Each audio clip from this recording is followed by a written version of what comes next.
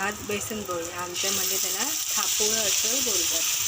तर एकदम साधे आणि सोपी.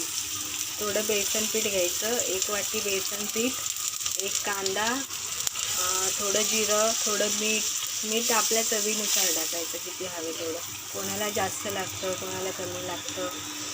हळद, जिरं, कोथिंबीर. मी कोथिंबीर टाकली नाही आहे कारण की माझ्याकडे नाही आहे कोथिंबीर.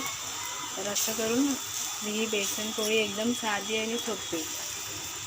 तोंडी लावायला सुद्धा खाऊ शकतो कोणती आमटी केल्यावर. आणि साईज आपल्याला हवी तेवढी. मी मोठीच साईज करते कारण की पटकन होते.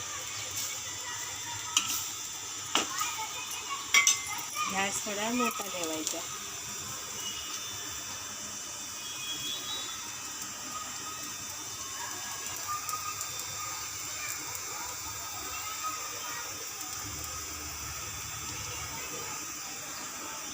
माझ्या चॅनेलला लाईक आणि सबस्क्राईब नक्की करा जर तुम्हाला व्हिडिओ आवडला तर.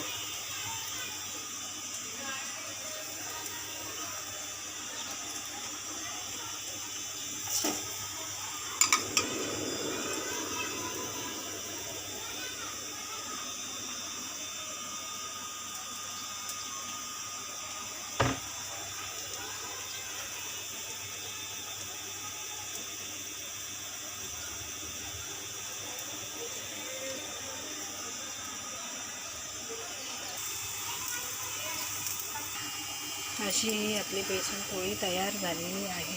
एकदम छान आणि सुंदर लागते. तुम्ही नक्की करून पहा. बाय. चॅनलला लाईक आणि सबस्क्राईब नक्की करा.